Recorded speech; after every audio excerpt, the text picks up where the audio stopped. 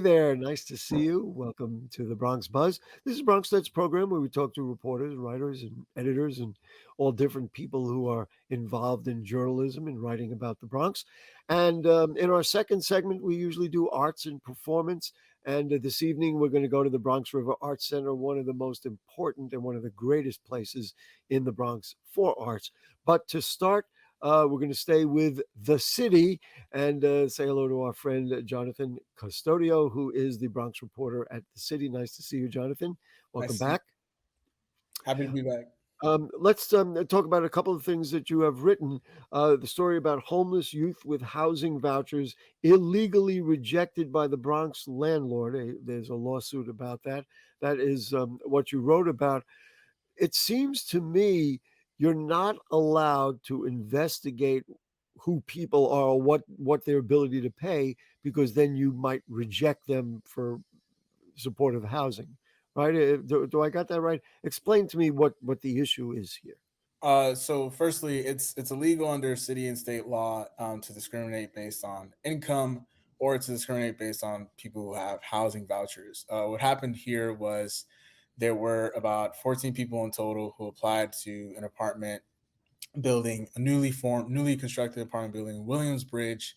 About 9 of them had heard back saying that they were initially accepted, only to then have those revoked after the real estate broker, on the request of the landlord, requested to have more info on their income. Only one person then got to stay at that, got to maintain having the application accepted.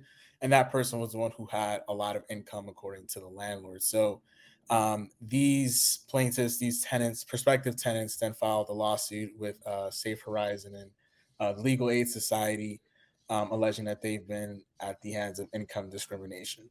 And so how do they allege, or how did the property owner or the landlord find out what their income level was? Was there some improper paperwork that passed that got them to that point? So in other words, they said, well, and did that, or was there some other background investigation, like they got an investigator to find out who they are? I mean, Yeah. what happened there? No, so how it works is, these young adults who are all between the ages of 20 and 25 are on Section 8 housing vouchers. And they, with that comes with a housing navigator with Safe Horizon. So that housing navigator is working with the real estate broker and they're exchanging information. So they, Wow. yeah, so that navigator submitted the application on their behalf, initially approved. Then I guess the landlord was like, wait a second, I want more info on their incomes. It's unclear as to what the landlord was thinking through that time period, but this all took place within just a couple weeks. Do, So yeah. oh, go ahead. Finish what you were saying. I just had to follow it. So after that, that's when a select few of them were then most of them were then rejected, and so they believe that after seeing that, some of them didn't have income or had very little income and were relying on these housing vouchers, they think that that's why the landlord, they allege that that's why the Realize, right? Do you have a sense that this is a larger issue? Now, if you want to name the landlord, we can do that.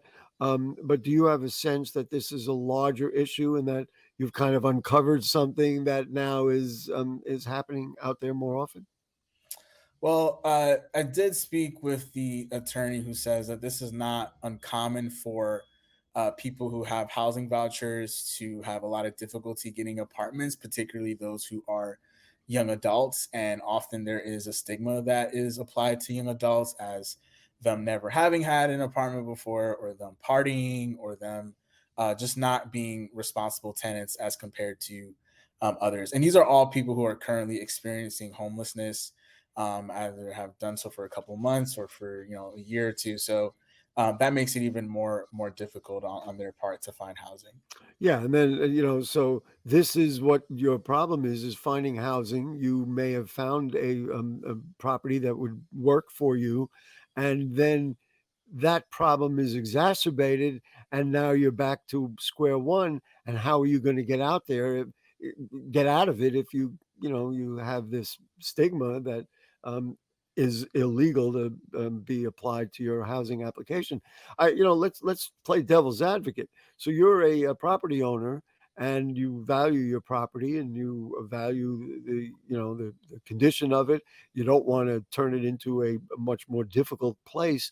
Um, is there, even if it's not legal, is there some sympathy for them wanting to screen people a little more carefully to make sure, or is it really so prejudicial that it's just not fair for you to do it? In other words, I know many developers and many property owners want to do the right thing. Maybe there's a little sympathy out there for them that bringing people who are destroying my properties or sending my neighbors away or that kind of thing. Is there a place to have that dialogue? I mean, I think absolutely. Obviously, there's already a pretty rigid screening process that goes to apartments to begin with, as anyone who goes through the process can tell you. But I think one additional thing to point out with this lawsuit is that um, these are all studio apartments they're applying for, and they were just about $2,200. But then after um, these prospective tenants had the opportunity taken away from them, these apartments were then found to be listed on Zillow at 2 grand a month, 2,000. Wow. So So that's really messed up. I gotta say that is pretty messed up. So not only did they investigate them and then pull the rug out from underneath them, they deliberately had a higher price because of who they were perceived to be. right, and also last thing I think That's bad. no is the building does not at this time have a certificate of occupancy, Right. so they can't even put anyone in the building yet. Wow. And where is the building? As I said, do we want to mention the name of the landlord at this point? I mean, it's in the story. So, his Okay. name is Alexander Kalej. I hope I Right. pronounced that correctly. The building is 3823 Carpenter Avenue in Williamsbridge. Right. Newly Uh, constructed. what's the status of the lawsuit? I want to get into something else, but what is the status of that lawsuit now? Or it's in the court system, and Uh, one day it'll be dealt with. yeah, so just got in the court system last week, and I believe they're still waiting for a hearing date to be scheduled. But they're ultimately, their attorneys, the number one thing is to get these prospective tenants in the housing that they applied for. Yeah. Then the other story, or another of many stories that you've written, the other one that I do want to bring up is about community boards. Now, applications for community boards, if you'd like to be in the community board, are open now. I think the deadline is March 3rd. Um, but you found, and I wasn't aware of this, that in Community Board 5, they struggled to make a quorum for meetings.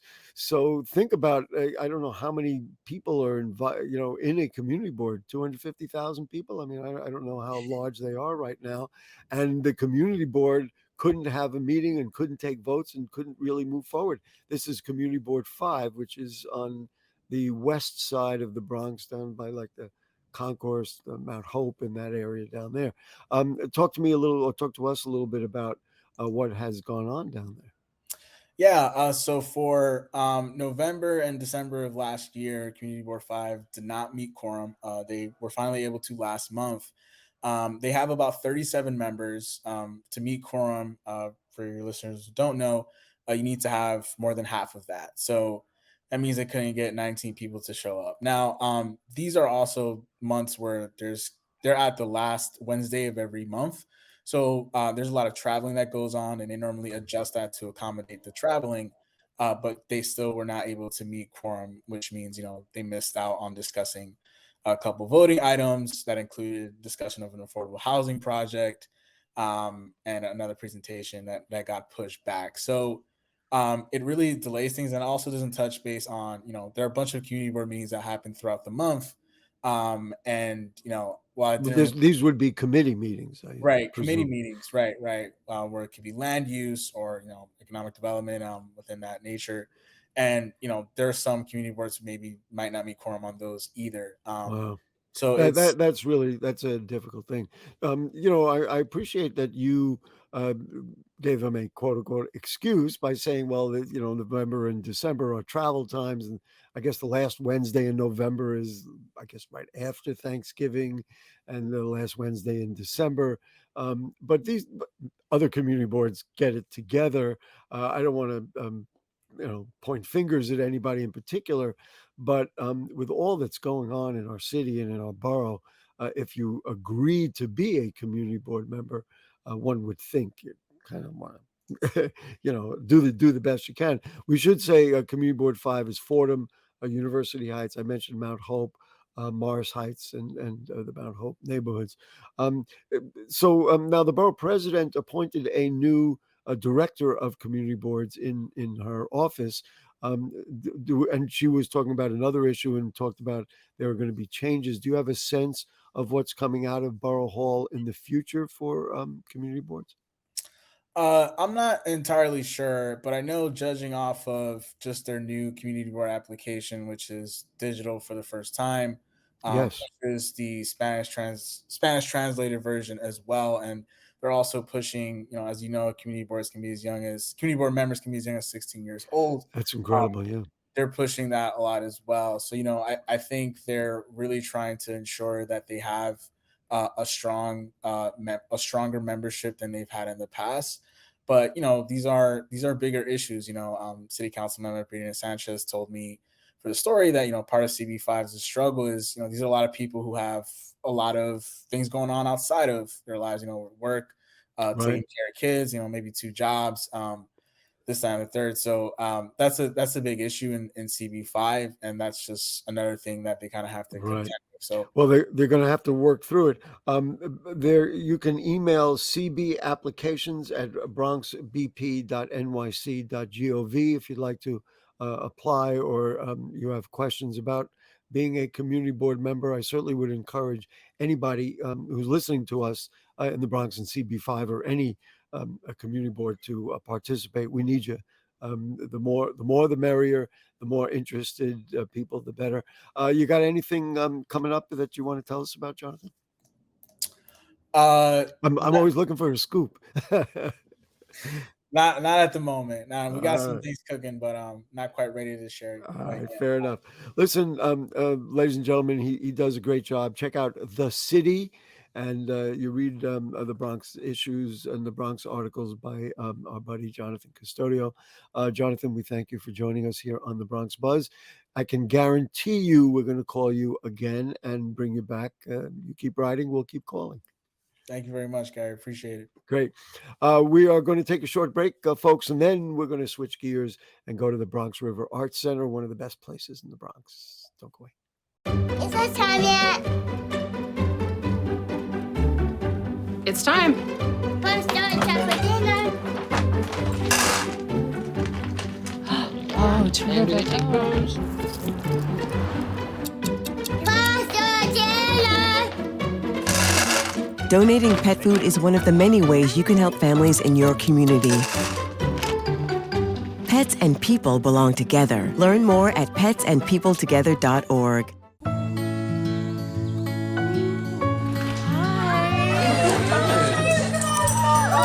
Thank you so much. Fostering a pet for a friend or neighbor can keep families together. Learn more at petsandpeopletogether.org. You're not going to get it all right. Just make sure you nail the big stuff, Mama? like making sure your kids are in the right seat for their age and size. Get it right at nhtsa.gov/the right seat.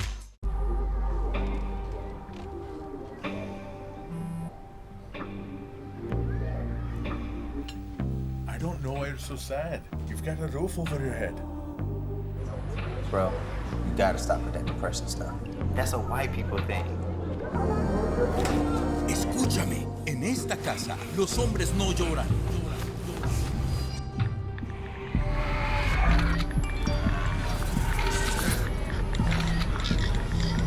You alright? It just feels like it's coming from everywhere. Do you want to talk about it? Thanks for hearing me out, bro. Appreciate it. You can talk to me if you're feeling sad. Whenever you need to talk, I'm here, okay?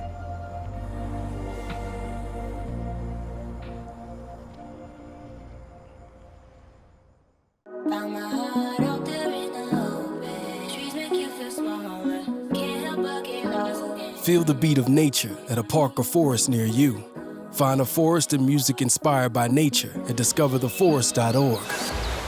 Okay, back with you on the Bronx Buzz. I am thrilled, and I did say it earlier, and I'm going to repeat, the Bronx River Art Center is one of the greatest places in our borough, the Bronx, with teaching and with performance and putting out some of the best local art exhibits. And the person who does that is Executive Director Gail Nathan. Nice to see you, Gail. Nice to have you with us. Nice to be here. And we're also going to introduce a local artist of some note. It is Linda Cunningham. Nice to see you again, Linda. Hi. And somebody who I have not met, but she has some wonderful pieces in this exhibit is Wildriana Paulino, who's an artist. Nice to have you with us. Gail, let's just start with you. Just a moment ago, we were talking about you curating exhibits because I know that you put out a lot of stuff and you manage a lot of stuff. This particular exhibit that's in the Bronx River Art Center now, called Scaling Nature, is one that you curated. Just tell us about your vision of that particular exhibit. So this exhibit, two words are very, very clear. Scaling, meaning what scale is the work working within. And the other is nature, which is one of our very continuous concerns and involvement. So the idea for this show originated actually with the piece you're looking at, or was just looking at. Michelle Brody, who's been involved with the Art Center for a while and currently has a studio in our studio program, showed me a digital rendering idea of a piece that she wanted to do that was quite large. And I said, it looks really interesting. And that gave me a bubble in my head about doing a show about large works, better known as monumental works. Did you put something out and said, okay, folks, I'm going to do this and get people to submit material? Or did you already have an idea like, well, I'm going to call Linda and Wildriana and get them to do it? Like, how does a curator work to put a concept together at the Bronx River Art Center? They work always. And I did a little of both for this show. In this case, right after I thought about showing the piece of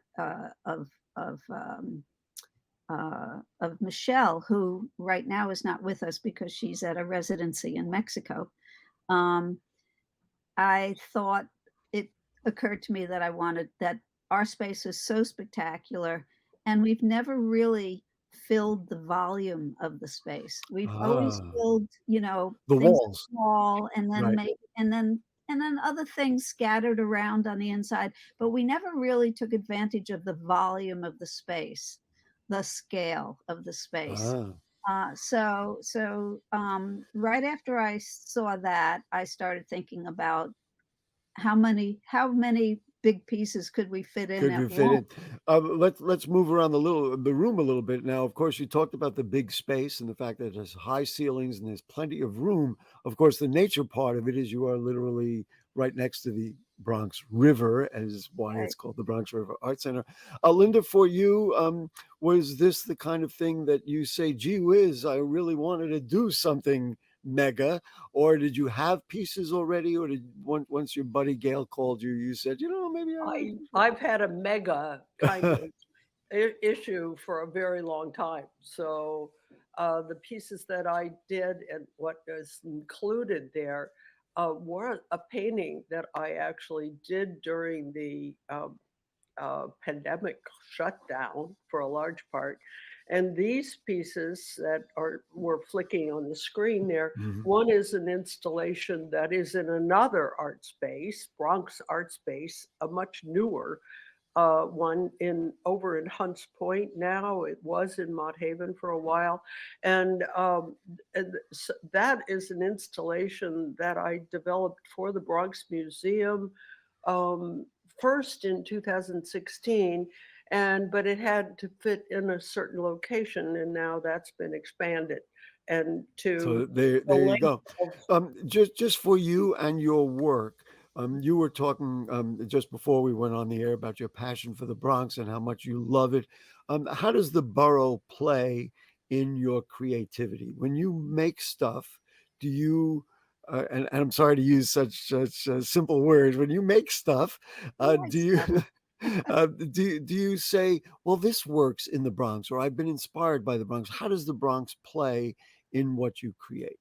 Well, the first long wall installation that I did got exhibited in this little gallery that surfaced early on in the 2000s, and called Haven Gallery, and it was a Bronx installation, wall installation, and that is in my storage. It's still, it's sections. It went up in sections. But the one that is currently at Bronx Art Space is a piece that was developed because of my real kind of anger at the way the waterfront of the South Bronx has been mishandled, abused, and has never and still is not accessible for any of the public until you get all the way up to one little section in Hunts Point that the Point worked to get. It worked for years. That's right. Years. And I have been a part of many, many efforts. So I want to move ahead, and we want to get Wildriana in there. But that means that you have what I like to call a Bronx edge in the back of your mind when you make stuff. Wildriana, let's talk about you and your work. How do you characterize your work, and how do you characterize your thought process when you create? I think I will begin by answering the second question, and the way that I characterize my way of creation, it's working small. And you work small. Yeah, working small, but then combining those little small things to create something bigger.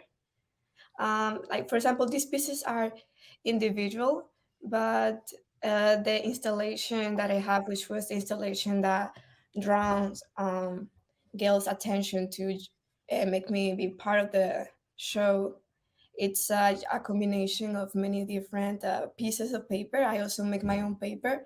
So even though many of my works tend to be in the monumental size, I think it's working small and then combining them to create a more bigger structure. Mm-hmm.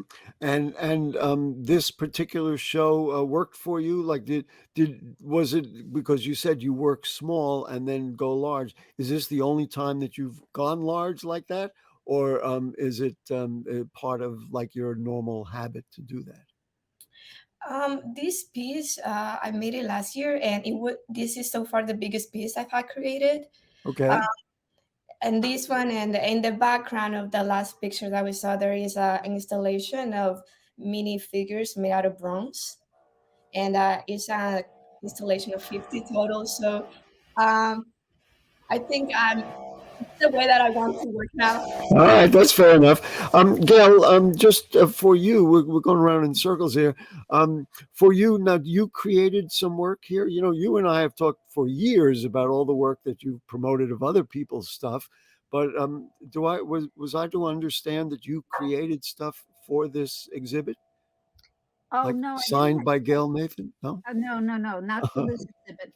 I actually was in the first show of this season of all the affiliate artists and teaching artists and studio artists in a group show that we did for the celebration of our 35th anniversary, and I put work in for that as a studio artist, because I do have a studio as part of my engagement with the center. But I would like to say that one of the things that's of interest, you sort of tapped into that when you talked with Wildriana, is that and Linda, is that the artists in the show are of three different, not just generations, but three different points in their careers. Oh. And it's very interesting. And Articulate what those 3 points are.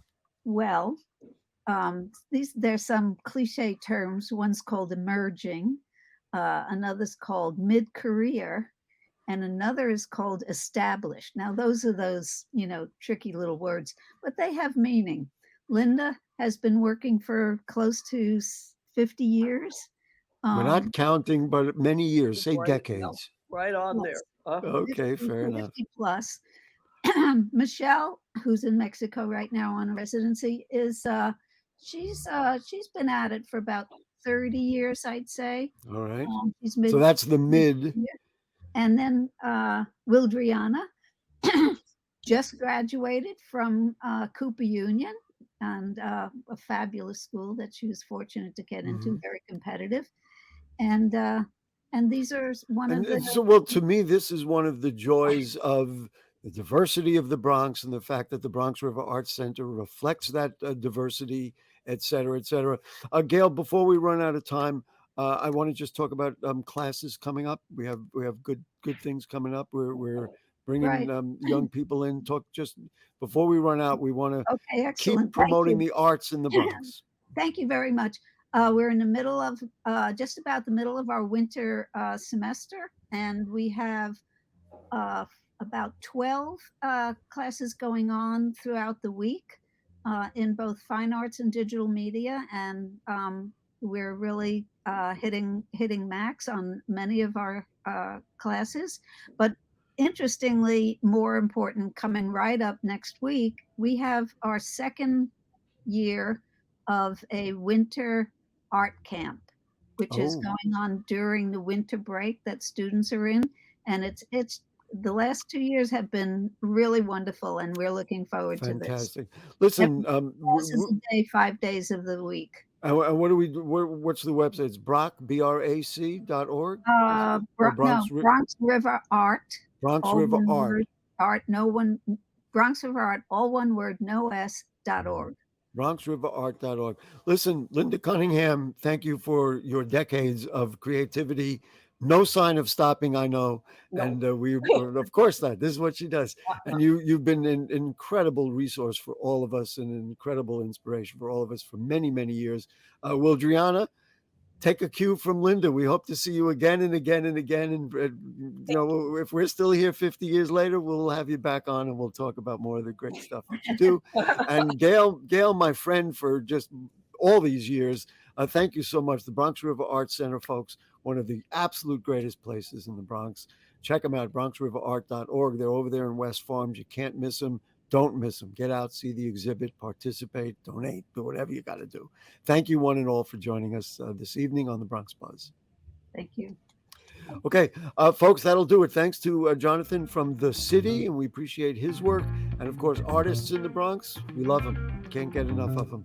And that's just about it. We will conclude by saying good night. See you next week.